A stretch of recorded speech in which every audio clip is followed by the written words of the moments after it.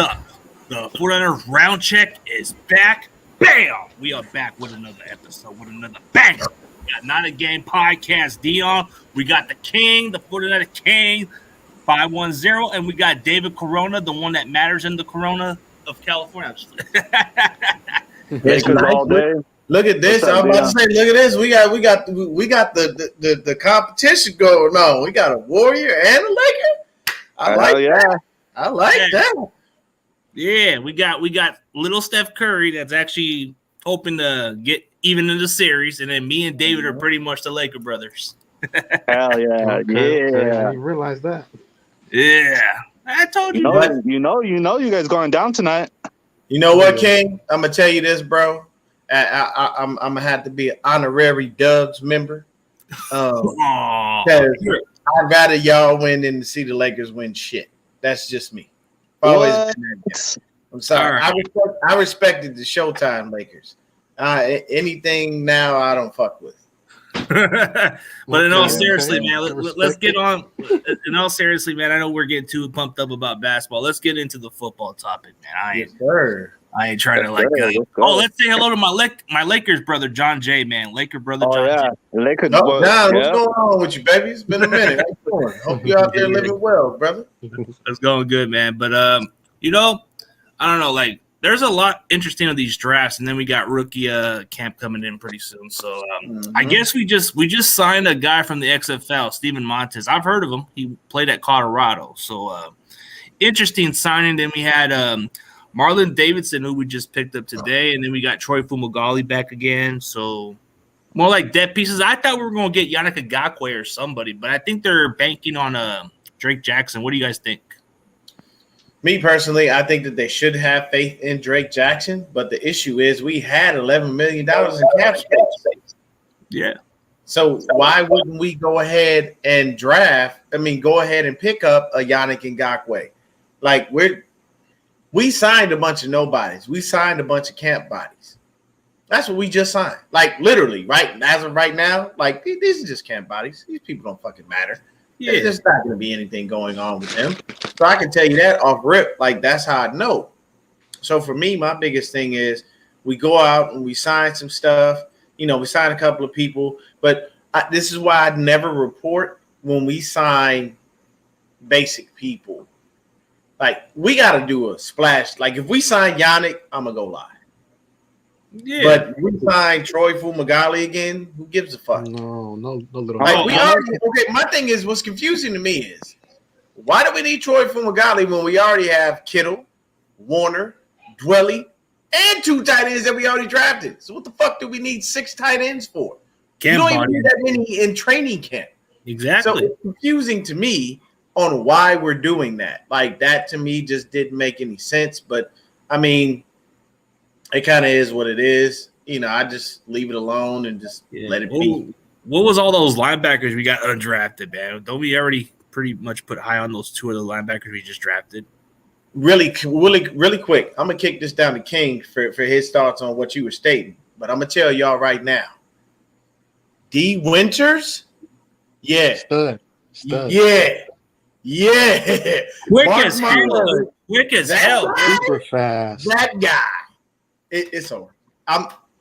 We won't even miss Aziz. And I like Aziz. And he was really good. I appreciate Aziz for everything. Yeah, but I'm going to tell y'all right now, D. Winters. Ooh, it's over. Guy. He can cover too. The guy's got some speed. I think he ran a 4.38, but people talking about. But then there's this other guy I like too. I like this one kid, Jalen Graham. Dude, I'm pretty high on him. Other linebacker. Hybrid linebacker, but he's a safety too. But there's a little bit of that throwback of Keena Turner. I don't know. They look kind of the same. There you go. What you think about this whole situation real quick, King? Oh man, D. Winters, that boy's a little wrecking ball, man. He's like as far as just being small and just like hitting, just like he looks like a Darren Sproles, but on defense, man. Like that dude's gonna be a good, nice depth piece, man.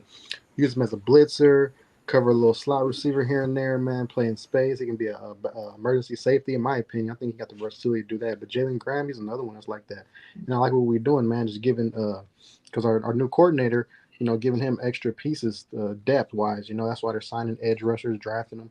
Robert Beal. I think they do believe in Drake Jackson though. Sky's the limit Yeah. for his talent because the first part of last season he was balling, man, knocking passes down, creating havoc. He did catch the go-ahead interception against the Raiders, showed because he knew the ball was in the air. I give him credit for that play, showing recognition with that. So, like I said, he got a lot to learn, but I think he's gonna have a fabulous second year. Yeah.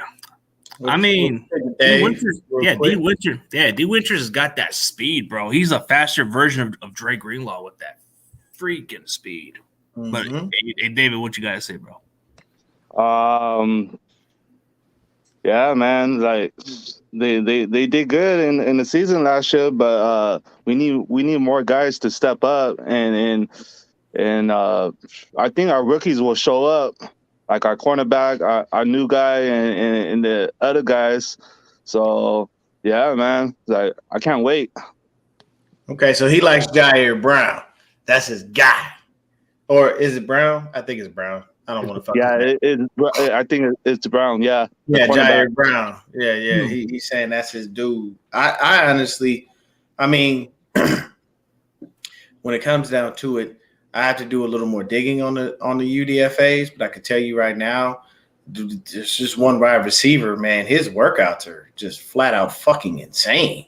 Like the speed that he's moving with, and like his quick twitch ability. I'm like, look, as long as we don't put this dude on turf, we're solid. Ooh, you mean are you talking about Winston? Winston? Oh, yeah. Let me see. I got the list up. So just for purposes, as far as the 49ers, we have signed an offensive lineman. Looks like Ilm Manning. He's from Hawaii, 6'4", 295. That's right around the size that we usually like our linemen. We got DB Avery Young. He's from Rutgers, 6'1", 207. But he's a slow guy, 4.78 on the 40. That's no good. That Joey Fisher kid from Shepherd, dude, like he's fast and he's strong as hell. Like, and he had the fastest 40 time and the most bench reps among linemen. More than anybody at Indy, and he got undrafted and the fastest 10-yard shuttle. Oh man, we got to steal. A lot of the time, it'd be weird, man. Like I never understand sometimes when moves are made with the undrafted free agents. But we got a running back, Ronald A. Watt from UTEP, 6'10", 213, 4'5", 40. Fullback / linebacker, Jack Coletto from Oregon State. He's a Beaver, 6'3", 240. We got a center, Corey Luciano from Washington, 6'4", 291. Another DB, Deshaun Jameson from Texas, 5'10", 187. He's solid. Spencer Wage, defensive lineman out of North Dakota State. Looks like we went back to the Trey Lance well, 6'5", 282. Let's see, running back, Kalan Laybourne. I think that's the guy. This is a running back out of Marshall, 5'11", 212. I've been hearing his name in 49er circles for a minute. A lot of people like this running back. I don't know. I haven't done my research yet. I have to do my homework on the UDFAs. But for some reason, that name keeps getting brought up as a guy who might be a sleeper to make the squad. We got what's his name? Mariano Sori Marin. He's from Minnesota. He's a linebacker, 6'3", 245. We got Shea Wyatt from Tulane, 6'1", 190. He's a wide receiver.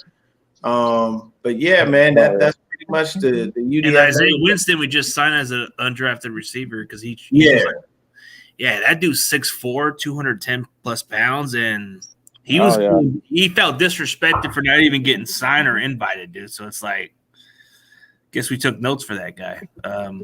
There's a couple of undrafted guys that we could probably take a flyer on, like Dom Peterson. We should take a flyer on the kid from Nevada. He's got some speed. Like, he's got a little bit of that good get-off, but we'll see.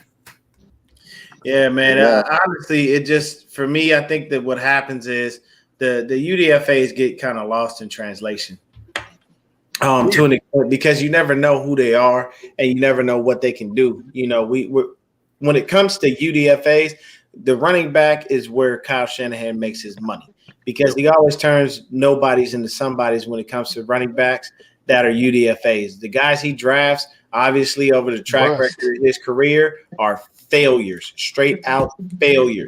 TDP to this point has been non-existent.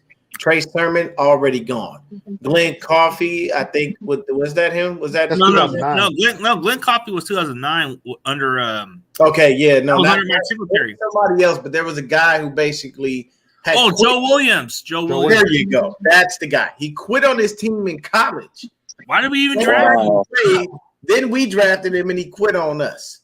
Wow. So it's like Shanahan's track record with drafting running backs is a no-go. Like, I don't want you drafting a running back because you don't know what to do with him, and they never make the squad. Just do what you always do. Find you another Matt Breida, find you another Raheem Mostert, find you another Jordan Mason. Like Elijah Mitchell 6th round. Yeah, just do that, man. Don't draft running backs because he sucks at it. And the track record shows. Dude, you know what's even a worse track record under our team, dude, is those early round picks don't pan out as good. So usually we find those later round guys like I don't know. I don't want to throw some flack on this guy, but Cameron Latou, I don't know, man. I just think Braden Willis is better.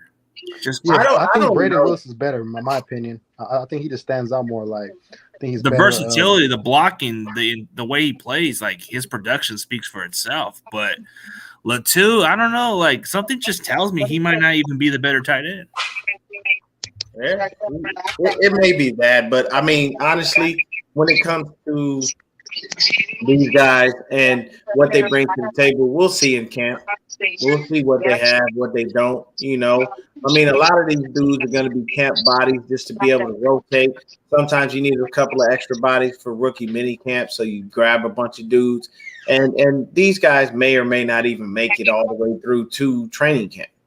Yeah, you know what I mean? As far as like being cut or not. Yeah, I'll be right back. I got to probably send a link to Mafi. Oh yeah, go ahead, man. But to be honest with you, like when you look at it, we don't have any holes as far as our team goes. The only necessary hole that we may or may not have had would have been right tackle. And honestly, with the way the draft went and the way that the free agent process went, they seem to be comfortable with the people they have in the building. I know I just named a few guys that we took as UDFAs, but I don't have a strong feeling that these guys are going to come in and do anything to wow Chris Forrester or even Kyle Shanahan to a point where they're going to say, yeah, these dudes need to start over the likes of, the Silverback, the Triple Bs and Colton McKibbins. So me personally, the only real hole that we have was at the right tackle spot. I like, Jair Brown. I like him a lot. Perfect replacement for Gipp. A lot of people were like, nah, he's a replacement for Huff.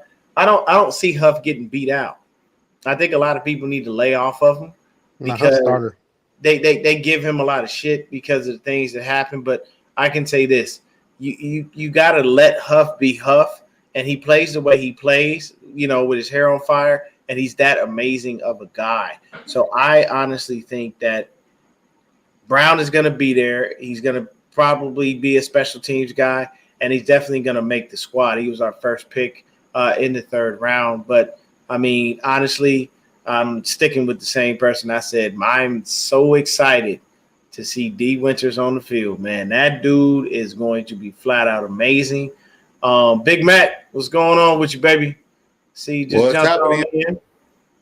What's up, Big Mac? What's cracking? TG. So, what you got as far as out of all the guys we drafted? Let's say this: out of all the guys that we drafted, even the UDFAs, who is your guy, Big Mac? Who's that dude that you're like, this dude's gonna be a star? Man, that's a lot of guys there, Dion. I know, man. I'm just saying, but I know there's somebody that you keyed in on, like this is the guy. Well, I think for me, be that Fisher guy, because I think he'll be the one that's gonna come in. And I mean, they didn't draft him, so he's gonna be pissed off that he should have been drafted. Mm-hmm. And he's one of the strongest guys coming out. So, but I like. I know a lot of people is down on our draft, but I'm like, screw them. They don't know nothing. I mean, they were down on our drafts from last year and the year before and the year before. And how many all-pro players and Pro Bowl players did we get from those guys that they said we're going to do nothing, right? Yep. That's where I'm at. For me, it's not about where you get picked in the NFL. It's just that you got into the NFL, and then you prove what you got, and let all the naysayers and the doubters, let them do all the talking, because they're not in the NFL. And that's how it is for me. Now, I talk to a lot of these guys too. I mean, one of the guys that we talked about before, I didn't even realize that his parents, I knew when they were younger, that Henry To'o kid. Oh yeah. Last time I seen him, he was in diapers, dude. Oh. And I was like, yeah. I watched his. I've watched all. Hey man, I gotta go. The Sorry about that. My ride's here. All right, man. All right, sorry about that. Go Niners and Lakers. Go Niners. So yeah, so what I was saying, like, I didn't even know that kid was from Sacramento, and then his dad is Samoan, his mom is Tongan, and I know the mom of the family. I know them from a long time, you know. We went to the same elementary school, so knew them from way back, and I was like, oh, dude, this kid they went and got because he was doing so good down there in Sacramento that De La Salle from Concord, they went and got him. They said, hey, you got to get over here. And I was watching us. Then they showed the parents. I was like, oh, dang, I know them. So I got Henry's number, and I'm going to see if I could get some of the other players to come on the show, pop in and chat with all of us. I don't care. But, that's awesome, man. That's great. Hey, Samoan and Tongan, like, bro, that's a powerhouse of Polynesian spirit. Yeah, powerhouse, bro. Like that is that, man. Hey, man. Shit, the cool thing is you go to the squad and you got Huff there, and he's Tongan. So you know, like you got to respect the Polynesian descent, man. They breed some fantastic human beings, let alone football players, man. I know that from growing up with a bunch of Samoans, man. Like super, super awesome people. They treat you like family too. Oh yeah. One thing I can tell you is they treat you like family, and you never go hungry. They got you back too. They got you back. They never going hungry, baby. They used to try to feed my ass all the time, and I'm over here like this food ain't going nowhere, bro. I run track. I'm about to burn all the shit. I remember like a while back during the locker room, there was a teammate of mine who was on my defense, and he was like Polynesian or some type of Tonga or something, and he would just come up to one of the guys on the team and just like come straight up to his face and say, "Hey, you got a problem with him?" And then they just like said, "Nope, we don't got a problem," and he backed off. My quarterback in high school should have been. I mean, at his size, should have been a defensive lineman. Like literally, he should have been playing defensive or offensive line. This motherfucker was playing quarterback. This was Big Ben before Big Ben. His name's Carlos Flores, and that's my dog, man. And bro, when I tell you this dude was massive, like people would try to tackle him, and it would just I would laugh because like certain guys in high school just have growth spurts that are crazy, and that's what happened with Carlos. Carlos is always big like that. But then there's dudes that are there and they trying to tackle him. I'm like, I literally watched at the time one of the best linebackers in the state of California come at him full speed. And he was like, head on. I'm like, yo, okay, I don't know. We got to be careful. He just ran him over. I'm like, yo, this dude literally was the top rated linebacker in the state. That's a hard thing to do. And Carlos just took him out. It was like they would run him on bootlegs. And the thing is, the coach was very simple. He was like, hey, if you don't see shit, just run. You too big. Like, it's going to be too hard to tackle. It's going to take at least 3-4 people to get you down. So it is what it is. And he would tell him, no, unless you have green grass, don't run further than the first down. Just get out of bounds. If you got grass in front of you, go ahead. But I need your big ass to stay on the field. So get out of bounds. And he was, man. But yeah, he man, I done watched a lot of people get ate up. I watched a dude literally wrap around his ankles so his feet weren't set when he threw the ball, and he still do a perfect fucking spiral and hit the receiver in stride. It was amazing. But he was awesome. Yeah. Like, you know what I gotta say though, like with what I like about the San Francisco 49ers not having a first and a second round pick is that we get guys that are coming in right now and they're hungry. They're like, oh, so they disrespected me. I feel like I'm disrespected. So from even to our undrafted free agents, I could care less about getting a first or a second the next couple of years. They can trade all those first and second picks, first and second rounders, and get guys that are hungry, that are willing to come in, do the work, and get a job. And we know they'll be solid for the team and makes it for a good team and good battle. So I'm all for that. You know, instead of getting somebody that, oh, I know I'm going to make all this money, and they come in here and they're freaking joke because their head is not in it. They're not into the game. They're not into the team. They're talking bad about the players, about the organization. We don't, the San Francisco 49ers or any team, they don't need that. So I'll forward those kind of players, the guys that are coming in with a chip on their shoulder. They're going to show what they need. Of course, the athleticism or whatever it is that kept them from being drafted high or any of that stuff, they can work on those things. But I mean, I'll pick a guy that'll hustle his tail off for all downs, for all his heart. To show his heart and be on the team.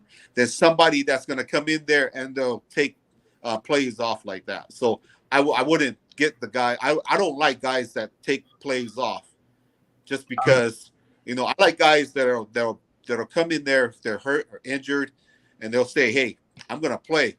I'm going to play it through being hurt or anything like that." And but some injuries you just can't do that. Yeah, but some you can't play through. Yeah, I agree. I had to play through an injury where I didn't even know the next day I broke my ankle that day, bro, because I was just playing through a broken ankle, but I didn't even know. I just thought I had a bum leg that was just messed up from there, but I was still walking. So they taped you up too good, huh?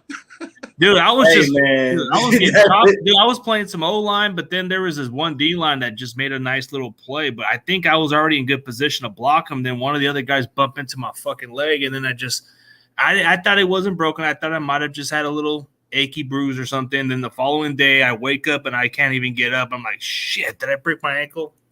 Yeah, the injuries are crazy, man. I literally would play football with my boys. You know what I'm saying? We play in the street, we play across the grass. And if we was on grass, we was playing full-on tackle football. We had no pads, no helmets, none of that shit. So we played nerdy. Hey, you was out there getting your ass lit the fuck up too. Like it wasn't. This was not just a.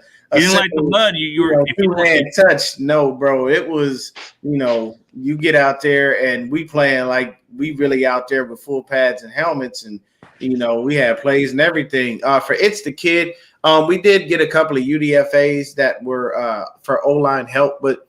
Honestly, I think that's what I was saying earlier. I feel like hey, what's going on, Chris? I feel like they're basically, and don't worry, Chris, I got you. Hanson. That's my dude. I got something in the works for him, so I'm trying to make sure I get it right before I shoot it to him. But they did get a couple of undrafted free agent O-linemen, but I honestly think they feel comfortable with what they have in the building as far as the O-line. And I really do think they have faith in Colton McKivitz. Colton McKivitz, honestly, when he stepped in for the Silverback, he didn't look bad. But you got to remember, McKivitz has literally played every position on the line except for center. He did that at West Virginia. Wherever they needed him, he would play. So he would play either side. It's just the fact that he didn't, he was primarily a left tackle. And honestly, the person that I'm worried for is Jalen Moore. I feel like his clock is ticking now because for them to come out and openly state Colton McKivitz is our right tackle, where does Jalen Moore fit? They raved about this dude Feliciano. They think that he could be he could be our Dan Brunskill, since Brunskill is with Tennessee. I think. Yeah, Tennessee. Right. So there's different things that go on, but I'm happy that the schedule comes out on Thursday, Seahawks Eddie, because then I can buy my ticket for the Cardinal 49er game, because I definitely will go to that. I was hurt like a mug because I was going to try to make it a trend to keep going to that game because I live in Arizona.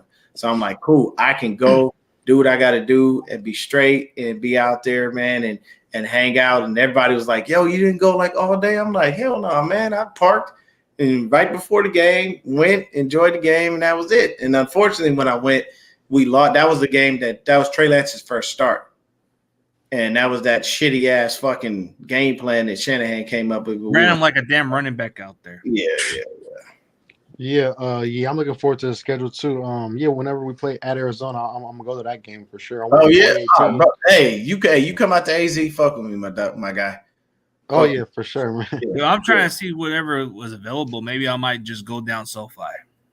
Hey man, hey, look, SoFi.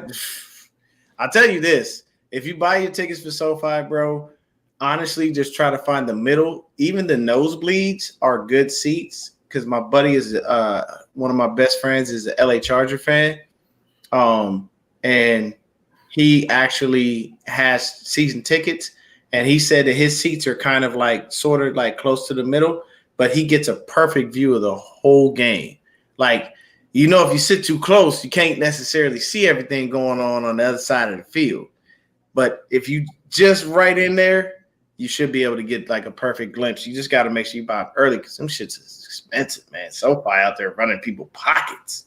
Yeah, like Levi's. I gotta pay, man. Yeah, I've been going to Levi games like last year. I mean, we shouldn't pay anything because we live in that stadium. That's our house. You know what I'm saying? SoFi we shouldn't pay West. shit. Rents, dude. All right. Yeah. Levi's South. Levi's South. South. What part of Arizona you stay at, Dion? I'm in Phoenix. Oh, okay. Yeah. So like I'm like border like Phoenix and Tempe. So like for me, the stadium honestly is probably about maybe 30, 45 minutes tops with traffic. And then if I because when I go, I'll take my wife to her mom's. And if I go to my mother-in-law's house, oh man, shit, that's fucking cakewalk. I drive up there and be there in seconds. Dude, I got family right down the Chandler area. Sometimes I go down there. Chris out here wilding, man. He said the gun laws are better in there. What are the gun laws? Yeah, it's because we're an open carry state. So I mean, you can walk around with your shit and ain't nobody gonna say nothing to you.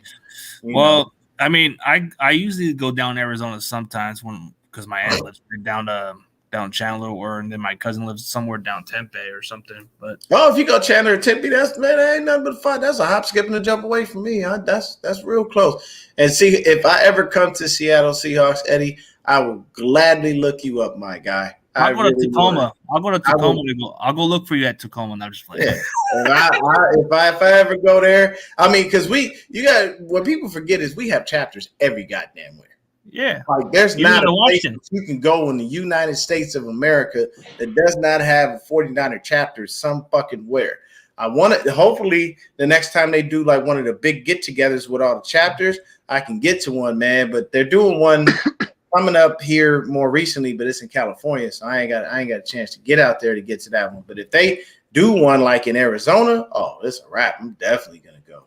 Well, Eddie flew down SoFi last time. Okay. Why not you come down Levi's? Maybe I'll try to get some tickets for that game. We'll see. Hey, man. Either way, bro, the Seahawks Eddie is one of the guys that's a Seahawks fan that you can respect. He's not like a bragging. Yeah, he's a realistic dude, and you gotta respect a dude like that, man. You know what I'm saying? Like some people, man, they just have the craziest of thought process of what they think their team gonna do. Like Cowboy fans, most of them always think they're going to the delusional, and they never go no goddamn where. You know what I'm saying? Like they just wind up sitting on the couch with everybody else, and then you got Michael Parsons out here saying random stupid stuff, and you got bro. Have y'all seen the memes for Zeke? Center. He can play. Can he be our center? Can he replace Brendo, bro? I think he's a better center than Brendo. Nah, man. I know you don't like him, dude, but hey, he's here and he ain't going nowhere. So we're gonna have to deal with him. No, but look at Zeke, man. He can hike the ball. Oh man. Yeah. Nah, He said we call State Farm Stadium Lumen Field South. What? What? Oh yeah, well, okay. Cardinals don't even have enough fans on stage. Oh no, hey, no, they deep. They're pretty deep, but if there's one thing I can tell you, Cardinal fans exist. They are real. Seems like they don't take over no bars because we take over all the bars in Arizona. I can tell you that right now. Like literally right next to the stadium, there's a bar called McFadden's. Every Sunday, that's ours. Like literally, we have a Desert West chapter. Shout out to Desert West chapter in Arizona. We literally take over McFadden's, and the bar is literally 5 minutes away from the fucking stadium. Yeah, I'm pretty sure the Cardinal fans don't be running shit. They exist. Yeah, I'm pretty sure. They don't run that. Yeah, I'm pretty sure it's in Arizona deeper, but not like big time because you get other opposing like away fans coming here more. There's a difference. Yeah. Like if it's for one thing, I've never seen a chapter for other teams here. Like it's always been, Niners, no matter where you go. And I mean, it's definitely, oh yeah, man. Yeah. Yeah. If I ever get up there, my wife likes the Seattle area and I gotta go down there and stuff. So, if I ever slide through that way, man, I'll definitely look you up, Eddie. Yeah, I'll definitely kind of like consider sliding down. Maybe you can go take me to that place called Dick Burgers. I heard that's a good burger joint. You said it's called what? There's a burger joint in Seattle called Dick's Burgers. Oh, okay. I thought you said thick burgers. I was about to be like, no. It's not like if you look at that. No, but if you look it up, but if you look it up on it's like their In-N-Out burger version. I know. I look. I got King over here. I know. That's what I thought I heard, bro. I didn't know what sound a little bit like it at first because you got there's a restaurant I want to visit. I can't remember what it's called, what the name of it is, but they're sarcastic as shit and they cuss at you, and I think it's cool. But like literally, like when they come up, they're like, "What the fuck do you want?" Oh, they have that. They have that in Vegas too. Okay, yeah. Like, see, I don't mind that because I'm a sarcastic person. I curse. I don't care. I'm not sensitive. So if somebody walks up and they had a thing, and this is the premise of the actual restaurant, yeah, go with the flow. What the fuck do you want? I'll take a motherfucking burger, some goddamn fries, and let me get a Sprite like motherfucking ice. Like, you know what I'm saying? Like that to me is all right. I mess with that because it's funny. Yeah, it is funny. But I just think it's the funniest name. I guess but I heard it's a good burger joint. It's called Dick's Burgers. Okay. Yeah. I'm gonna check out this other spot out here. It's a new one. It's in Scottsdale. It's called Boozy's. But it's like a brunch type of bar. So definitely gonna check that out. Yeah. Scottsdale is where all the bougie folks is for anybody that doesn't come to Arizona. Scottsdale is the Beverly Hills of Arizona. Oh, dude, it's like paradise. Oh, it's paradise down there, dude. Like, the best part about going to Scottsdale is they got a pretty damn good casino down there, too. I go to the one called the Arizona. What is it called? Arizona something. I don't go to casinos, so I couldn't tell you, man. I know I know Harrah's is big out here. Harris is definitely they do have a good casino I went down to in Scottsdale. There was one in Scottsdale. There's some in Chandler and Tepe, bro. And then there's a couple of nice resorts out there, dude. I've been down there, so it's pretty cool. So I'm gonna switch this. We gotta get back to football. We other shit all day. So I'm gonna bring this to King. King been a little quiet, so I'm gonna give you a position group, and I need you to tell me who's the man and who might be on the outs. Let's go with the running backs. Oh, okay. Come on, King. Oh man, I'm thinking, man, Elijah Mitchell might be a surprise cut, man, because he's been injured like crazy. And, your best ability is availability, and you see what they did with Raheem Mostert, just to name one guy, and they got to have guys in there, man, because. Like we're a running football team. We want to have a 3-headed running back monster. So I think one of these undrafted guys will probably push him out. That's what I think. Okay. Did we get a trade value out of it? Did you think we? And the man, and we all know the man is CMC. Like, there's no doubt about that. That's the guy. And we did what I thought we would do. We restructured that contract and moved that money around. Who's your favorite running back that we have, King? Is it CMC? It could be anybody. Oh, CMC, man. Like. He's a dual threat guy, man. He brings so much to the table. I mean, he scored that touchdown in the NFC title game at Philly. I thought, like, damn, he might carry us to a little victory, man. Like, if you just get the ball in his hands, he's that damn dynamic, though. Like, he's probably a top 4 player on our team. I don't know where he ranks, but we haven't had a running back like that. Frank Gore can obviously catch and run, but they're a little different though. This guy's probably more like modern day Marshall Faulk like that. So we're blessed to have him. Yeah, you call him the mayonnaise Marshall Faulk. Yeah. Hey man, look, CMC. I remember when he was in Carolina, bro. I literally caught a thing on him on YouTube. CMC is a rapper, bro. He be out there rapping. Yes, he actually makes beats. He actually will rhyme his own rhymes. Like he's all right. He ain't nothing special, but he's all right. So Big Mac, talk to me about the defensive lineman. Like who's that guy that it's just going to be outside of Nick Bosa. We can't choose Nick because we all know who the fuck. He's the best, yeah.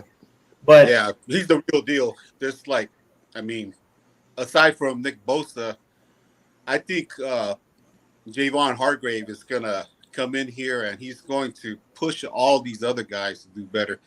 And might even get that other Javon, what's his name? What's his last name? Kinlaw. Yeah, I forgot about him, with the injuries and stuff. So, yeah, he might even push him to even do better this year. So, I think that addition is going to make everybody else be better all around. So I think he's the one that's going to make things happen coming in as a veteran that he is. And I think everybody else is going to play better. And with him and Nick Bosa and Armstead, I think it's going to make Armstead play a lot better too. So. But that's who I think. I think that the addition of Javon Hargrave is going to push this 49ers defensive line to a very elite status this coming year. I love that, man. And CG, I'm just going to go with the obvious choice for you. O-line. You were a former offensive lineman. So, and just for the moment, we got to leave Brendo alone, man. Let him be. He's here. He's on a 4-year deal. Punk ass ain't going nowhere. So who would be the surprise cut or who would be the breakout one? Exactly. So outside of Trent Williams, okay, I'll take him out of the picture. Man, Aaron Banks has been standing out. I have no complaints about him, so I think he's going to get better. I don't want to be too biased and go with Spencer. He still has to prove it otherwise. So I'm going to go with Aaron Banks as my breakout at the offensive line. And I think the one who's going to make a huge dividends is John Feliciano. And I think Jalen Moore is on the way out for whatever.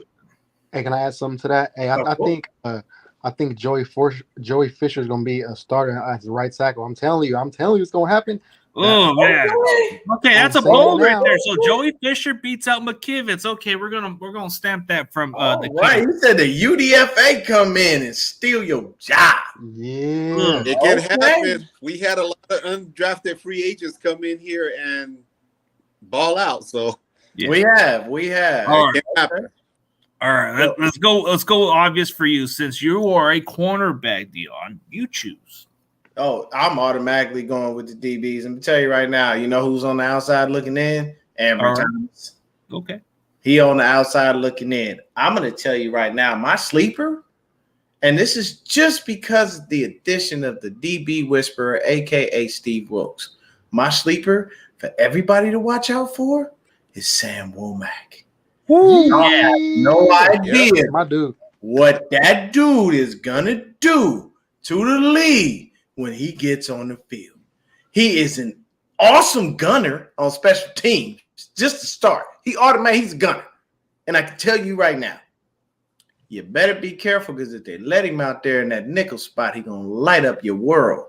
I feel like Sam Womack is about to do things that you cannot imagine because you got to remember.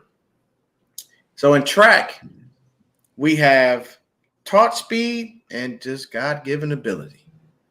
So you can be taught how to properly run, have your form right, your stride length. There's a lot that goes into it. People think track is just running. There's a whole lot that goes into it. And then you could just have God-given speed, but you can have shitty form, and you always wonder why your times are off. So there are things that you can be taught. So if you put someone with God-given speed with the right coach, they'll put them in a prime position to be a winner. That's what's happening right now with Sam Womack and Steve Wilkes. Those two combined are going to unlock all of the potential that Sam Womack has. And it's going to open the floodgates on wide receivers and quarterbacks, and they're going to be very frustrated. The dude intercepts the ball. I think he had 2 interceptions last year, if I'm not mistaken. In the preseason, and he barely had any fucking playing time. And in the regular season, he did get some. He did get 1 interception when he got a pick. But I mean, I'm saying like with what Steve Wilkes will unlock with him, because like a good coach sees raw talent and he goes, okay, I need to spend a little more time with this one. Because you have everything. I just need to make it better. You know what I'm saying? So Sam Womack I'm telling you, man, that dude, y'all better watch out. Womack gonna be the guy. He gonna come out there and he gonna hit and he gonna intercept the ball. Like I can see that young man making very big strides. Ambry Thomas, I don't know what's going on. I don't know what you're going through. I don't know what you're doing. But I tell you right now, you better get your head on your shoulders and strap it on tight and get out there and fight for your life, because you are the one on the outside looking in. Even the guys that we drafted seem to be ready to, come in and try to steal your spot. So for me, Womack is the man. Yeah, I was gonna say, Womack, he led the college football in pass deflections this last year, and I've been high on him. I always wanted him to get his playing time. And you know what? Like, I think we're really gonna need him because the Seahawks, they just drafted a receiver in the first round. He's gonna be their number 3 wideout, and we need him to guard them. What's his name? Jackson Smith. And I can tell you right now what's going to happen. Seahawks, Eddie, tell us who that receiver is that y'all drafted in the first round if you can. Jackson Smith, I think. Jackson Smith, a Nugu or something. I don't know. Najiba or something. But there's this kid named Isaiah Oliver who happens to be like somebody that I've heard about. He's got those long, lengthy arms, pretty tall, and I don't know. He seems like a sleeper, but I think Thomas is on the way out for sure. So,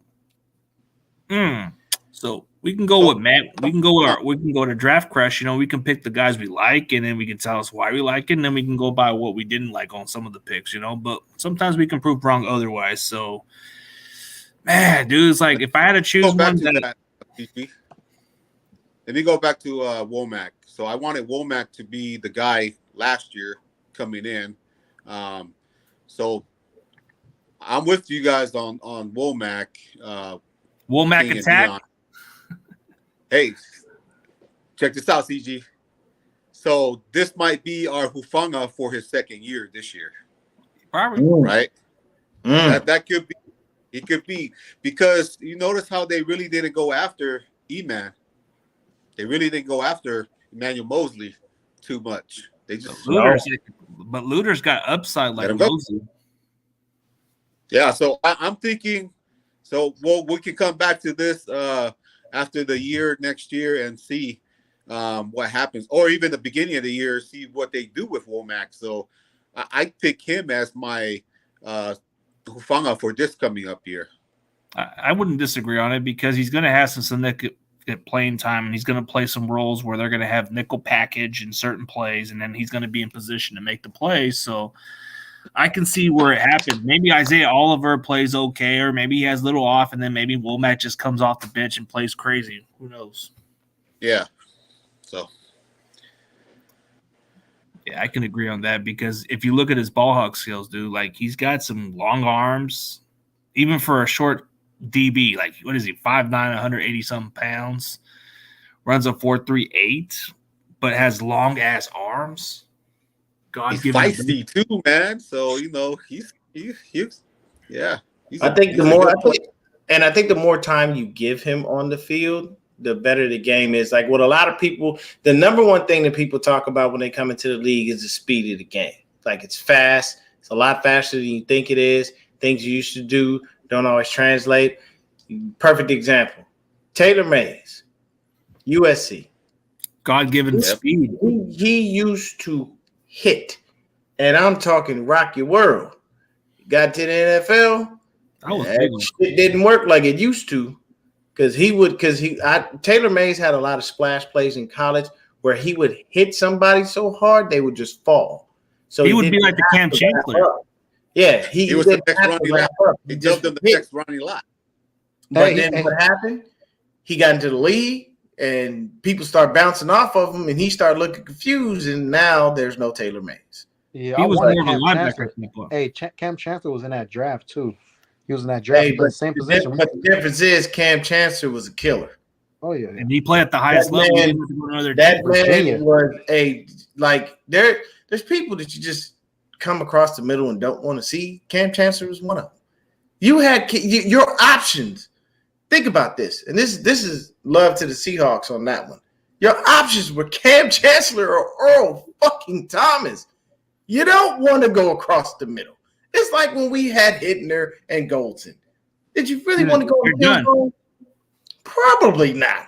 Nobody wanted to do that because you would get yourself lit up. Now, in today's league, you can't do that. Guys like that are just dinosaurs because, it's a cupcake league. And if you hit somebody that hard, hit on a defenseless receiver. He defenseless. He know this is a gladiator sport. He signed up for the same shit. He put his pads on, his clothes on the same way I do. So what the fuck? But I don't. But I do want to spin this because King brought it up. So I want you to elaborate on this. What are you hearing about Mr. Darnold that everybody is saying? Because I'm hearing some shit that I can't believe. It's unwatchable. Man, well, Dan Orlovsky said he thinks he can get the Niners to the NFC title game, and he's going to be the starter. And he has throwing talent that no quarterback in our franchise history ever had. Steve Young, Joe Montana. But maybe they think just physical traits, the build, the athleticism for that size. I guess that's what they're talking about because they're not obviously talking about throwing, but just throwing accurate. That's what we need. That's what matters. Okay. Defenses. Okay, so let me get this straight. Dan Orlovsky, Mr. I ran out of the back of the end zone. Mr. I'm mad at Jimmy G for getting in my lane because that's what I did. Of all people, you pick Sam Darnold to just snatch the job from Trey Lance, make Brock Purdy stay on the bench, and he's going to take us to the NFC Championship. He hasn't done anything in the league since he's been here. And I don't want to hear the bullshit if he didn't have anything around him. Because you know what? Nobody cut Alex Smith no slack. And that motherfucker went through, 6 different coordinators in 6 seasons? Yep. Nobody cut him any fucking slack. It wasn't until Jim Harbaugh got here that Alex Smith got a fair shake and he had some fucking consistency. Nobody cut him any slack. Facts. But once again, let's look at the tail of the tape for USC quarterbacks. And I can tell you right now, before Carson Palmer, I don't know one. They all suck. Matt Leinart, trash. Mark Sanchez, trash. Matt Castle, garbage. He's a backup. You know what I'm saying? And to be honest with you, though Carson Palmer was the most successful out of the bunch, he still barely sniffed a playoff win. He never even thought about it in an AFC Championship game because the Bengals never got there. Because Marvin Lewis, unfortunately, was just a coach that just couldn't get him over the hump. I don't know what the problem was. I don't know what it was, but it didn't work out. But if you look at this from if you want to just call it a wins thing, hey, people give Jimmy G credit. Why not give Mark Sanchez credit? He went to 2 straight AFC Championship games. Though it was off the backs of the Jets defense, he was the quarterback. He was there. So he gets credit. It's just like Brandon Davis with the Broncos. That motherfucker never played it down, but he got a free Super Bowl ring. He can say, I am a Super Bowl champ. I was on the team. Doesn't matter if he did anything. He's got something a lot of players in the league wish they had. Right. And there's some players out there that are fantastic, great, will go down as all-time Hall of Famers, but they'll be missing that one thing, and that's Super Bowl ring. So Sam Darnold comes in. He's done nothing in the NFL. He's done nothing to make anybody think he's going to be better. And I get tired of the narrative of people saying that because of Shanahan's system, it's going to make the quarterback great. It doesn't work like that. His system doesn't always make the quarterback the better guy. Do you know that Matt Ryan had his best statistical year the year after Shanahan left? Yeah. So could it be the after effects? I guess, but he wasn't there when it happened. Did he help Matt Ryan? Yeah, he helped him. Well, yeah, Well, the MVP year with Shanahan. Yeah, there's not. I don't. For me, I can't sit here with a straight face and tell you that Sam Darnold's going to take us no motherfucking where because he hasn't done anything, and I just don't feel like he's the guy that's going to uproot Brock Purdy and/or Trey Lance. Like, I just don't think that that's the case. I think Darnold was brought in because Kyle had an interest in him, and he was able to get him as a free agent rather than trying to pay all that money on his contract, which is fucking stupid. But it is what it is. What happens with your first round talent, you get big money at the end of your contract. And if someone picks up your fifth-year option, doesn't matter where they shuffle you around, somebody's got to pay it regardless. But, Big Mac, what do you think about Sam Darnold being the guy and taking us to the mountaintop and all that shit? Man, I get so tired of these guys talking this guy up all the time. I mean, who did Shanahan bring with him when he first got here to the San Francisco? Brian fucking Hoyer. Yeah. And what did on he the do? league? Brian Hoyer. Oh, what did he do? I'll tell you what Brian Hoyer with did the Niners. Because I'm going to let you finish your point. But here's what Brian Hoyer did. He led us to a record in the league for losing the most games by less than 3 points. That's what he did. Back to Big Mac. Hallelujah. Right? Is this the second coming of Brian Hoyer on the San Francisco 49ers? I mean, you can have the system, but you still, as a player, got to be able to play in that system to make it work. All right? If they're going to say that Brian Hoyer was the guy, then Nick Mullen would have been the guy also, right? And Panther too. Bless you. You see, look, you see how you call bullshit and King Sneed right on cue? So there we have it, right? So and now, since we got through Jimmy Garoppolo, are we going to bring in another guy to make him look like a Jimmy Garoppolo to get paid for the next team? We're not gonna do that. All right. So I mean, I hear it all the time from all the other content creators of propping up Sam Darnold. He's going to be QB1. Doesn't matter what anybody says. We have eyes to see. We can see. We saw what he done in other places. It's the defense that got him to where he got those wins. Yeah. So yeah, we'll we have a good defense. Go ahead, King. Oh yeah. Hey, but I did see a comment though. Sam Darnold's former teammate named Frank Gore with the Jets. He said some good things about Sam Darnold too. And Frank Gore speaks. What do you expect from him? Well, but Frank Gore, like when he speaks though, I try to listen to that because Frank Gore knows football, and I haven't heard Frank Gore say like any old terrible player is good. Like he got some type of mind. Frank Gore's one of the smartest running backs like of all time. Like the way he finds holes, the way he understands blitz packages and all that. But like I said, we got to wait and see. Like I said, I'm not going to judge him until I see him on the field. That's all. And also Frank Gore sat in with the team during the draft process and whatnot. So if you see Frank Gore possibly in a front office, maybe don't be surprised. It's a good thing when a player transitions into the front office, strictly because it's an easier way to communicate. Like I love and hate John Lynch, and here's why. I love him because of what he did when he was on the field. I hate him because he keeps bringing in injured-ass players, and the shit drives me up the fucking wall. I don't like the fact that you have a soft spot because you've been injured in your career. Here's the difference, John. You had a dope-ass career. You were a baller. Nobody wanted to get hit by you. You were one of the coldest white dudes to ever play fucking game. You created fear. A lot of these people that you bringing in, nobody gives a fuck about. And you want to give them a chance. On them. I'm just saying. Like, you were a hard hitter, man. You were a safety that people feared throughout the league from your days in Tampa Bay to your days in Denver. It was not a game. Lynch was a name that you heard, and it struck fear into the hearts of defensive backs and running backs and definitely quarterbacks if they ever got out of the pocket, because the time that he played, you could hit the quarterback. He was on Tampa Bay Buccaneers. Great defense, man. Oh my God, he was the quarterback of the defense. Oh no, dude! Like John Lynch was just somebody you didn't want to mess with. Like the name Lynch just tells you need to watch out.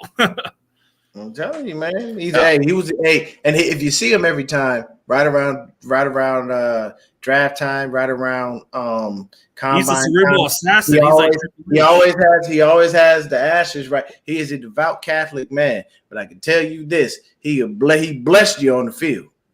He came with the wrath and fury of the Lord and blessed you when he was on that field. He was out there trying to hit you. Yeah, I do. I mean, you can say he does have some decent scout talent, but it's like you have the scout talent between him being like, yeah, I see this guy. He's going to be really good in the next couple of years. We're going to take a flyer on him. And then you got John Lynch, who's just he can take a little gutsy move, and then everybody likes his moves. But it's like he's got half a Trimboki in him.